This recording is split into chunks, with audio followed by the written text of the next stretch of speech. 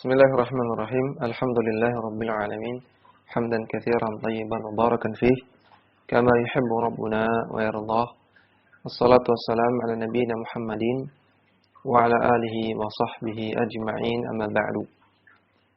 Kembali kita membaca kitab Al-Mustafad ala Lum'atil I'tiqad, karya Syekh Abdullah bin Shalih Al-Qusayyir hafizahullah ta'ala, dan risalah Lum'atul I'tiqad karya Al-Imam Ibn Qudamah Al-Maqdisi rahimahullahu ta'ala, halaman 48. Kita baca matan dari Ibn Qudamah. Beliau mengatakan, wa qaddara arzaqahum wa ajalahum. Allah Ta'ala lah yang menetapkan rezeki dari makhluk dan menetapkan ajal dari makhluk. Yahdi man yasha'u birahmatihi. Allah Ta'ala memberikan petunjuk kepada orang-orang yang Allah kehendaki dengan rahmatnya. Wa yudhillu man yasha'u bihikmatihi. Dan Allah Ta'ala juga menetapkan kesesatan pada orang-orang yang Allah kehendaki dengan hikmahnya. Perhatikan, ada perbedaan. Ketika Allah Ta'ala memberikan hidayah, kata Ibn Qudamah, birahmatihi, dengan rahmat Allah. Ketika Allah Ta'ala menetapkan kesesatan, kata Ibn Qudamah, bihikmatihi. Karena Allah Ta'ala memberikan hidayah, maka hidayah itu adalah rahmat dari Allah Subhanahu Wa Ta'ala.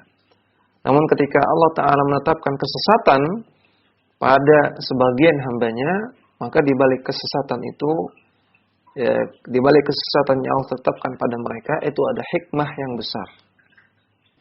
Kemudian kita baca catatan kaki nomor 1 halaman 49. Syekh Abdullah Al-Qusayyir mengatakan, istadallal ulama'u ala itsbati al-qadari bi syumulil qudrati wal ilmi. Para ulama menetapkan adanya takdir dengan dalil-dalil yang menunjukkan syumulul qudrah, bahwasanya kekuasaan Allah meliputi segala sesuatu. Dan juga dengan dalil-dalil yang menunjukkan syumulul ilmi, bahwasanya ilmu Allah meliputi segala sesuatu. Dengan mengetahui bahwasanya Allah Ta'ala itu kudrahnya, kekuasaannya menyeluruh, dan ilmu Allah juga menyeluruh, maka kita ketahui bahwasanya Allah Ta'ala menetapkan takdir-takdir makhluk. Kama qala Ta'ala, sebagaimana Allah Ta'ala berfirman, wa huwa ala kulli syai'in qadir. Dan Allah Ta'ala maha kuasa atas segala sesuatu. Surat Hud ayat keempat. Ini dalil yang menunjukkan syumulul qudrah. Wa qala Ta'ala, dan Allah Ta'ala berfirman, innallaha bikulli syai'in alim. Allah Ta'ala mengetahui segala sesuatu. Surat Al-Anfal ayat 75. Ini dalil yang menetapkan syumulul ilmi. Fadzalika 'amun yatanawalu kulla syai'in. Maka hal tersebut, yaitu kudrah dan ilmu Allah, sifatnya umum, mencakup segala sesuatu. Fayadkhulu fi af'alul ibadi. Maka termasuk juga di dalamnya perbuatan-perbuatan hamba. Perbuatan hamba itu atas kekuasaan Allah, dan perbuatan hamba itu Allah sudah ketahui. Minat ta'ati wal ma'asi. Baik perbuatan hamba yang berupa ketaatan atau perbuatan hamba yang berupa maksiat. Fa innaha waqi'atun bi ilmillahi ta'ala. Maka itu semua terjadi dengan ilmu Allah, artinya Allah ketahui. Wa dakhilatun tahta qudratihi wa masyiatihi. Dan itu semua terjadi di bawah kekuasaan Allah dan atas kehendak Allah. Wa kama annahu ta'ala alimun biha muridun laha kaunan. Dan Allah Ta'ala mengetahui semua itu, mengetahui seluruh perbuatan hamba dari awal sampai akhirnya, dan muridun laha, dan Allah Ta'ala menginginkan itu terjadi secara kaunan, secara kauni.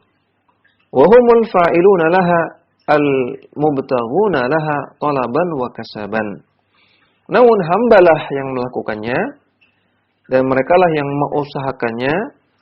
Talaban, artinya mereka yang memunculkan usaha, mereka yang menginginkan. Wa kasaban, dan merekalah yang menghasilkan perbuatan-perbuatan tersebut. Yang menetapkan Allah, dan Allah mengetahuinya, namun yang mengerjakan, yang meniatkan, yang menginginkan, itu makhluk. fa innaha waqi'atun bimahdi ikhtiyarihim wa qudratihim wa masyiatihim. Dan perbuatan-perbuatan hamba itu terjadi karena ikhtiarihim, karena upaya mereka, pilihan mereka, atas kekuasaan mereka, kemampuan mereka, wa masyiatihim, dan kehendak mereka. Wa masyiatuhum tabi'atun li masyiati rabbihim. Namun kehendak makhluk itu di bawah kehendak Allah Subhanahu wa taala. Qala ta'ala, Allah taala berfirman, liman syaa'a minkum ayyastaqim. Bagi siapa-siapa di antara kalian yang syaa, yang ingin untuk yastaqim, untuk lurus, untuk baik. Wa ma tasyauna illa ayyasha Allahu rabbul alamin. Dan mereka tidak akan memiliki keinginan seperti itu kecuali Allah taala menginginkannya.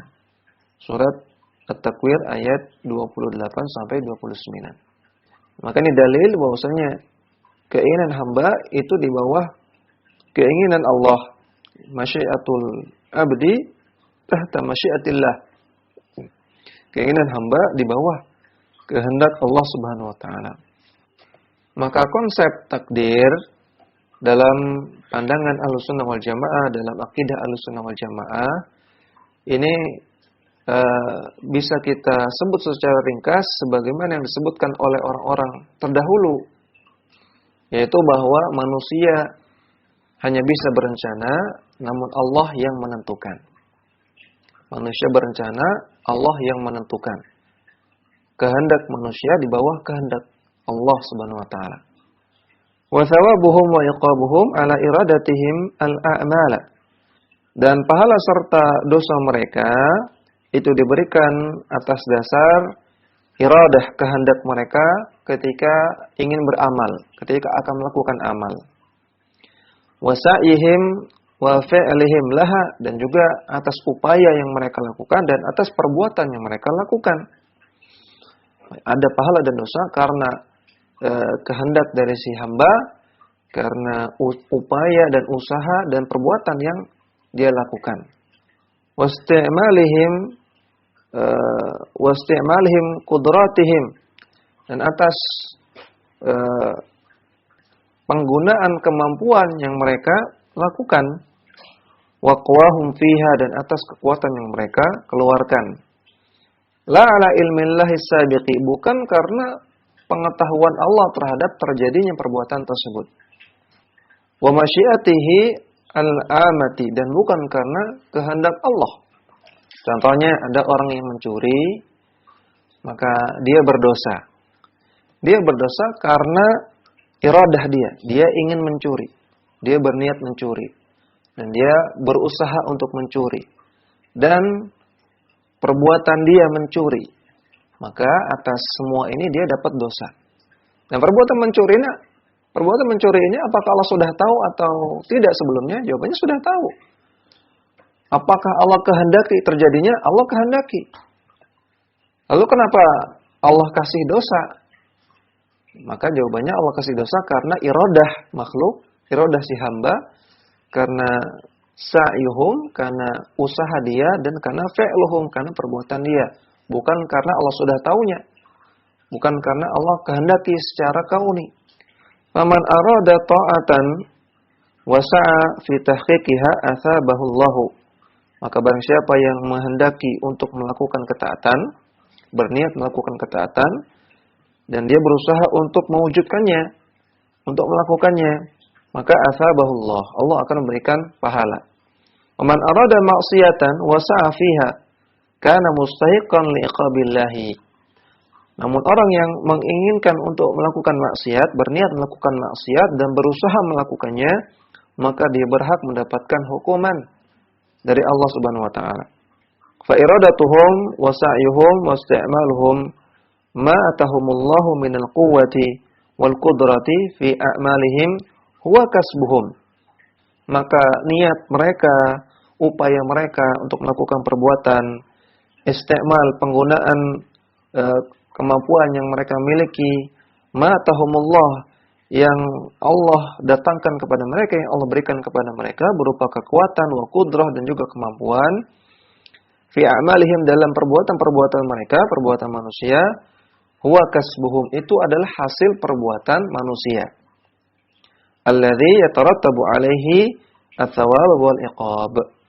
Yang perbuatan manusia ini, hasil perbuatan si manusia ini, itulah yang menyebabkan adanya pahala dan dosa.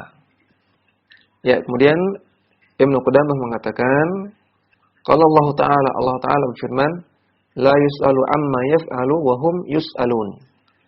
Allah tidak ditanya tentang apa yang Allah lakukan, justru mereka yaitu manusia yang akan ditanya. Surat Al-Anbiya ayat 23.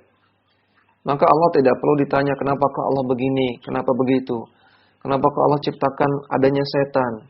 Kenapakah Allah ciptakan ada babi segala? Kenapakah Allah ciptakan ada khamar segala? Kenapakah Allah wajibkan salat? Kenapakah Allah wajibkan haji? Kenapakah Allah wajibkan menutup aurat? Maka jawabannya la yas'alu amma yaf'alu. Allah enggak perlu ditanya tentang apa yang Allah lakukan. Allah Rabbul Alamin. Allah pemilik semua semesta alam. Terserah Allah mau melakukan apa saja. Wa hum yus'alun, justru manusia yang akan ditanya. Kalau Allah Ta'ala berfirman, inna kulla syai'in khalaqnahu biqadar. Sesungguhnya segala sesuatu kami ciptakan dengan takdir. Surat Al-Qamar ayat 49. Menunjukkan bahwasanya segala sesuatu tidak ada yang lepas dari takdir Allah Subhanahu wa taala. Wa qala ta'ala, dan Allah Ta'ala firman, wa khalaqa kulla syai'in faqaddarahu taqdira. Allah lah yang menciptakan segala sesuatu dan Allah tetapkan takdirnya. Surat Al-Furqan ayat kedua. Dan juga dalil bahwasanya hamba dan perbuatannya adalah ciptaan Allah.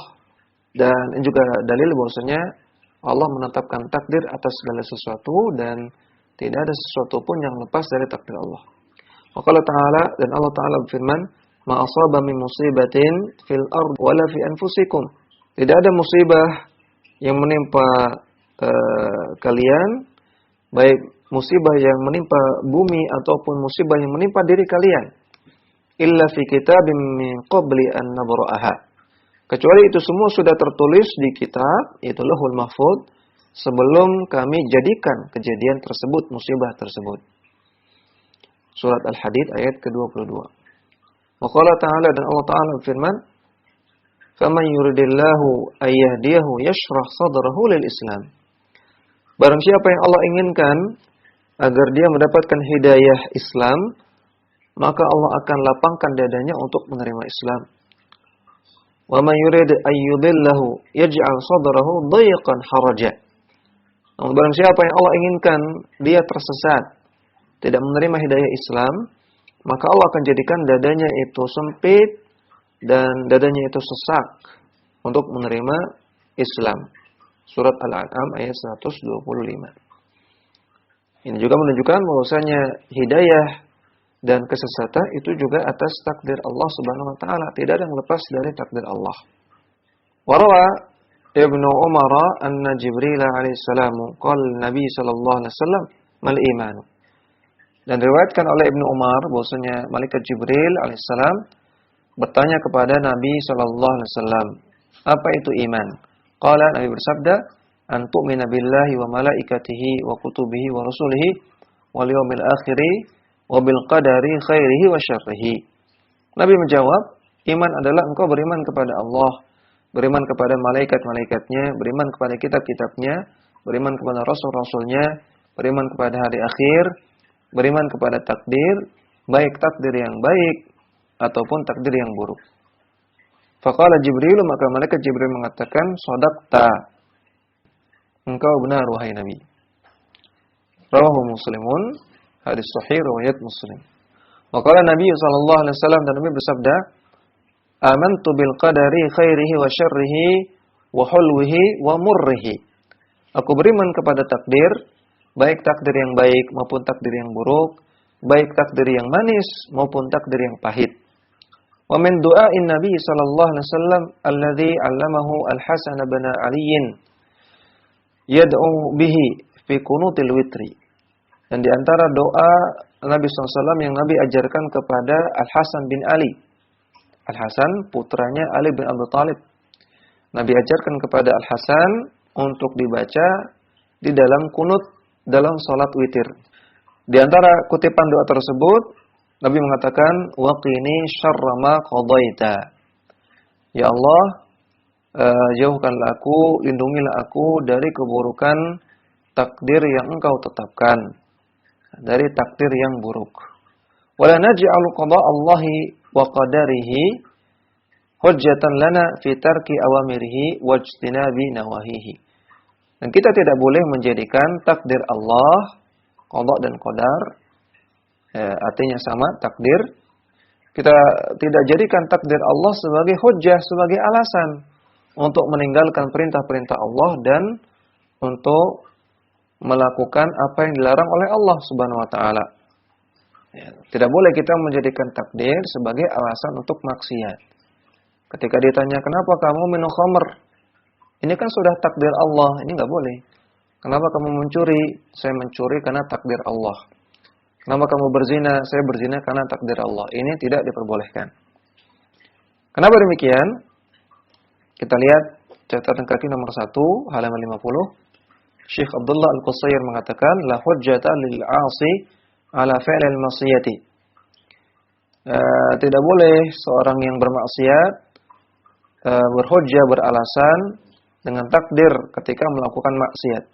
Wa dzalika li umurin, karena beberapa alasan berikut. Al-awwal, yang pertama, Allah Ta'ala adhafa al-amala ila al-amili. Allah Ta'ala menyandarkan artinya menyematkan amalan kepada pelakunya. Wa ja'alahu kasaban lahu. Dan Allah jadikan pelaku, si manusia ini, sebagai kasab, sebagai pihak yang menghasilkan amalan. Kama qala Ta'ala, sebagaimana Allah Ta'ala berfirman, "Al-yawma tujza kullu nafsin bima kasabat." Pada hari ini, di akhirat, akan dibalas setiap jiwa, setiap orang, bima kasabat, atas apa yang dia kerjakan, atas apa yang dia hasilkan. Surat Ghafir ayat ke-17. Maka Allah katakan, setiap jiwa, setiap orang itu menghasilkan amalannya sendiri. Amalan itu karena hasil dia. Maka dia yang mempertanggungjawabkannya, maka dia yang akan mendapatkan ganjarannya. Walau lam yakun lahu ikhtiyarun fil fi'li wa qudratun alaihi ma adhafahu Allah Ta'ala ilaihi. Andaikan manusia tidak punya ikhtiyar, tidak punya pilihan, dan tidak punya kemampuan untuk melakukan amalan, maka Allah tidak akan menyematkan amalan kepada pelakunya, kepada si manusia. Artinya, orang yang mengatakan, saya bermaksiat karena takdir Allah, saya mencuri karena takdir, saya berzina karena takdir, saya minum khamr karena takdir, seolah-olah dia mengatakan, saya dikontrol oleh Allah, saya dipaksa oleh Allah untuk berzina, untuk minum khamr, untuk mencuri. Allah yang paksa saya. Saya tidak punya pilihan. Saya tidak punya kemampuan untuk menjauhi itu, karena saya dikontrol. Maka ini tidak tepat. Karena manusia punya ikhtiar dan punya kudrah, punya peluang untuk memilih dan punya kemampuan untuk meninggalkan maksiat. Dia punya kemampuan untuk melakukan ketaatan atau maksiat. Dia punya pilihan ingin melakukan ketaatan atau maksiat. Asalnya yang kedua, anal abda ma'murun wa manhiyun wa lam yukallifhu Allahu illa ma yastati'u. Manusia itu diberikan perintah dan diberikan larangan oleh Allah. Dan tidak mungkin Allah Ta'ala membebani manusia kecuali yang mereka mampu. Falaysa majburan 'alal amali, maka manusia itu tidak dipaksa untuk beramal, tidak dikontrol oleh Allah Subhanahu wa taala. Bal muta'abbidan bimtithalil ma'muri fi'lan, bahkan mereka beribadah kepada Allah dengan cara melaksanakan perintah, wa imtithalil manhi tarkan, dan juga mereka beribadah kepada Allah dengan cara meninggalkan apa yang Allah larang. Wajtinaban, dan menjauhi apa yang Allah larang. Walam yukallif illa ma yastati'. Maka Allah Ta'ala tidak mungkin membebani manusia kecuali yang mereka mampu. Maka orang-orang yang berhujjah dengan takdir, orang-orang yang melakukan maksiat dengan alasan takdir, seolah-olah mereka mengatakan Allah Ta'ala ngasih perintah dan larangan, namun kita tidak mampu untuk melakukannya semua. Karena Allah yang kontrol kita. Sehingga artinya Allah memberikan perintah dan larangan itu sia-sia. Ya, Allah berikan perintah dan larangan untuk tidak bisa dilakukan. Jadi Allah hanya main-main. Maka ini tentunya keyakinan yang batil. Allah berikan perintah karena kita mampu untuk melaksanakan perintah. Allah berikan larangan karena kita mampu untuk meninggalkan apa yang Allah larang. Karena Allah berikan kita ikhtiar, pilihan, dan Allah berikan kita kudrah, kemampuan. Asal itu yang ketiga, innal qadara mughayyabun 'anil mukallafina fala yudra bihi hatta yaqa'. Takdir itu gaib, tidak diketahui oleh para mukallaf, oleh orang-orang yang menjalankan syariat, oleh manusia. Fala yudra bihi hatta yaqa'. Mereka tidak tahu takdir kecuali ketika sudah terjadi. Fal 'asi la yadri ma qaddara lahu qabla al-ma'siyati. Maka orang yang bermaksiat, dia tidak tahu apa yang akan ditakdirkan kepadanya sebelum dia melakukan maksiat tersebut. Dia nggak tahu takdir. Wa huwa bistita'atihi al-fi'la aw at-tarka. Dan dia mampu untuk melakukan maksiat tersebut atau mampu untuk meninggalkannya. Dan dia nggak tahu takdir, dia nggak tahu apa yang ingin dia lakukan itu akan terjadi atau tidak. Dia tidak tahu sama sekali. Fakaifa yasluku tariqal ma'siyati mukhtaran wa yahtajju bil qadari wa huwa yajhaluhu. Maka bagaimana mungkin dia melakukan maksiat atas keinginan dia sendiri, atas pilihan dia sendiri, namun ketika maksiatnya sudah dilakukan, dia malah beralasan dengan takdir. Padahal takdir itu yajhaluhu, dia nggak tahu. Ini seperti orang yang dihadapkan pada dua jalan. Jalan yang sebelah kanan ini akan melewati daerah yang tenang dan nyaman. Jalan yang sebelah kiri dia akan melewati jalan yang banjir, ada angin ribut, ada banyak kekacauan. Dia sudah dikasih tahu, ini jalan yang kanan aman, tenang. Dan jalan yang sebelah kiri ini ada banjir, angin ribut, dan ada banyak kekacauan. Dia sudah dikasih tahu. Tapi dia malah pilih jalan yang sebelah kiri. Ternyata benar. Di sana ada banjir, angin ribut, kekacauan. Ketika dia sudah merasakan sulit, ya, kebanjiran, kena angin, dan merasakan banyak kekacauan, dia mengatakan, saya melewati jalan ini karena takdir. Ya, maka ini sebuah kegilaan. Dia sendiri yang milih jalan tersebut. Kenapa bilangnya karena takdir?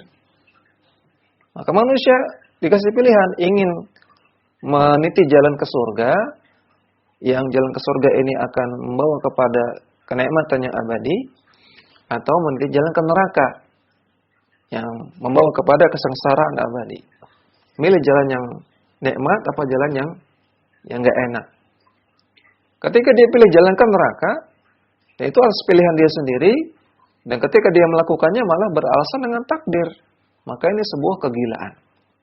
Kemudian ar-rabi, yang keempat, Allah Ta'ala arsala rusula liqat'il hujjati. Allah Subhanahu wa taala mengutus para rasul untuk memutus hujjah. Allah Ta'ala berfirman, li'alla yakuna lin-nasi 'ala Allahi hujjatun ba'da ar-rusuli. Agar bagi manusia tidak ada lagi hujjah di hadapan Allah setelah diutusnya para rasul. Surat An-Nisa ayat 165.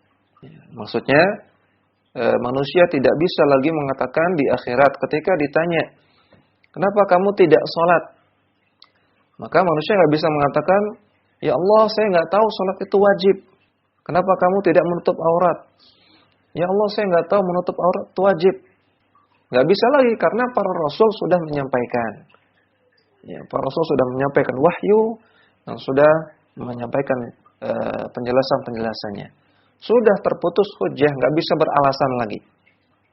Walau kana al-qadaru hujjatan lil 'asi lam tanqati al-hujjatu bi irsalir rusuli. Andaikan orang yang bermaksiat itu boleh berhujjah, boleh beralasan dengan takdir, maka tentunya pengutusan para rasul ini tidak memutus hujjah. Berarti pengutusan para rasul sia-sia, tidak memberikan penjelasan apa-apa. Maka tentunya ini adalah keyakinan yang batil. Kemudian Ibnu Qudamah mengatakan, kembali ke matan, bal yajibu an nu'mina wa na'lama anna Allah 'alaina al-hujjatu bi inzal kutubi.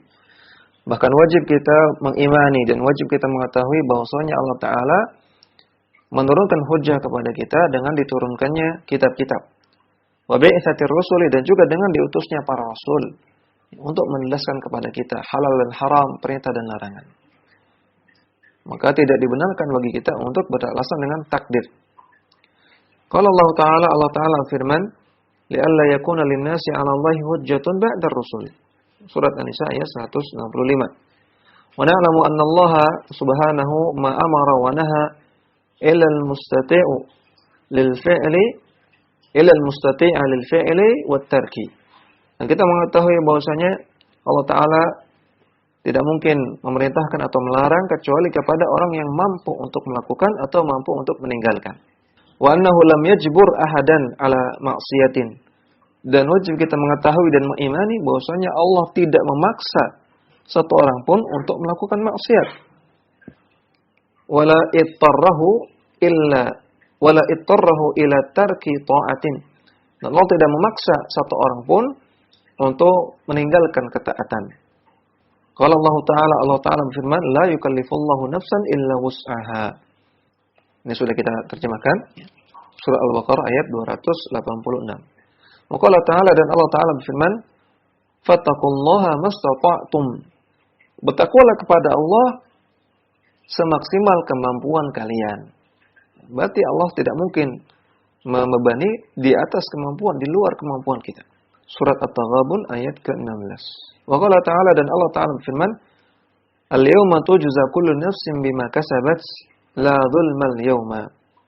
Pada hari ini, di hari kiamat, akan diberikan ganjaran setiap jiwa atas apa yang mereka lakukan, dan tidak ada kezaliman sama sekali hari ini. Surat Ghafir ayat 17. Kalau Allah Ta'ala memaksa hamba untuk melakukan maksiat, orang melakukan pencurian karena Allah yang paksa. Dia tidak bisa berkutik, dia tidak bisa milih. Namun nanti di akhirat Allah kasih dosa, Allah kasih azab karena dia mencuri. Maka ini Allah namanya zalim. Allah yang maksa, si hamba nggak bisa berkutik, tidak bisa memilih, tapi Allah kasih dosa, Allah kasih hukuman. Makanya zalim, tentunya ini mustahil, nggak mungkin. La dzulmal yauma, tidak ada kezaliman hari ini. Padalla ala anna lil abdi fi'lan wa kasaban yujza ala husnihi wa bithawabi. Maka ini menunjukkan bahwasanya hamba itu memiliki perbuatan, dan dialah yang menghasilkan perbuatan tersebut, dan dia akan diganjar atas kebaikan, atas perbuatan baik yang dilakukan, diganjar dengan pahala. Wa ala sayyi'ihi bil iqabi, dan perbuatan buruk yang dilakukan akan diganjar dengan hukuman. Wa huwa waqi'un bi qada'illahi wa qadarihi, dan itu semua terjadi tidak lepas dari takdir Allah Subhanahu wa taala. Min thamaratil iman bil qadari, di antara buah kita beriman kepada takdir. Yang pertama, al-imanu bil qadari yujibul isti'anata at-tama billahi ta'ala. Beriman kepada takdir membuat kita akan minta tolong kepada Allah secara sempurna, secara menyeluruh kepada Allah. Li imanil abdi annahu ma sya'allahu kana wa ma lam yasha' lam yakun. Karena kita mengimani bahwasanya Allah Ta'ala ketika Allah menginginkan sesuatu pasti akan terjadi, dan apa yang Allah tidak inginkan tidak akan terjadi. Terjadi tidaknya sesuatu semata-mata karena ketentuan Allah, maka kita minta tolongnya kepada Allah. Wa anna lahu subhanahu bi'ibadihi altafan wa taysiran la yanaluhu ahadun illa biqadari illa biqadri imanihi wa tawakkulihi. Dan kita mengimani bahwasanya Allah Ta'ala lembut dan memudahkan hamba-hambanya, dan itu tidak akan bisa diraih kemudahan dan kelembutan dari Allah kecuali sebatas iman dan tawakal kita kepada Allah.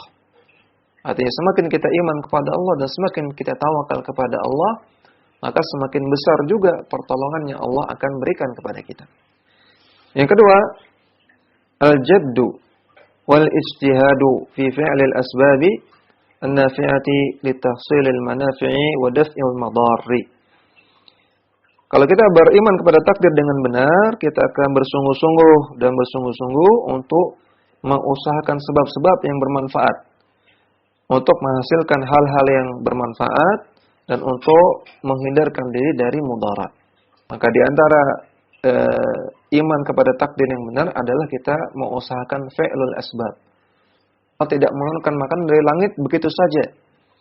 Ketika kita, ya Allah, aku minta kecukupan makan, maka bukan Allah Ta'ala turunkan makanan dari langit. Namun kita perlu berusaha, kita perlu bekerja, kita perlu mengusahakan sebab-sebab. Karena ketika Allah Ta'ala menciptakan sesuatu, ketika Allah mentakdirkan sesuatu, Allah juga ciptakan sebab-sebabnya. Yang ketiga, sukunul qalbi wa tuma'ninatuhu wa quwwatuhu wa syaja'atuhu li'ilmil abdi anna ma asabahu lam yakun liyukhti'ahu wa ma akhta'ahu lam yakun liyusibahu. Hati akan merasakan tenang dan tenang, dan hati akan menjadi kuat dan akan menjadi pemberani. Karena hamba yang beriman kepada takdir dengan benar, dia mengetahui apa-apa yang menimpa dia, yang Allah takdirkan kepada dia, maka tidak akan meleset. Dan apa yang tidak menimpa dia itu karena belum ditakdirkan kepadanya. Ar-rabi yang keempat, as-sabru indal masaibi wa at-taslimu lillahi lima yarjuhu. Kalau kita beriman kepada takdir dengan benar, kita akan bersabar ketika menghadapi musibah, dan kita lapang dada menerima apa-apa yang Allah berikan kepada kita min karimi thawabi wa azimil jazai, berupa pahala yang benar, pahala yang besar, dan balasan yang agung. Yang kelima, al-qana'atu bima razaqahu Allah Ta'ala wa adamul i'tiradi 'ala Allah Ta'ala. Ketika beriman kepada takdir dengan benar, maka akan bersikap qanaah, merasa cukup dengan apa yang Allah berikan. Wa adamul i'tirad, dan tidak protes kepada Allah fi qismatihi, terhadap pembagian Allah, li imanil abdi bi tadbirillahi ta'ala wa fadlihi wa hikmatihi. Karena dia beriman kepada pengaturan Allah Subhanahu wa taala terhadap hambanya, dan juga beriman terhadap fadl karunia yang Allah berikan kepada hambanya, dan juga hikmah atas setiap takdir yang Allah tetapkan kepada hambanya. Maka dia tidak akan protes, kenapa kok saya miskin, kenapa kok teman saya kaya.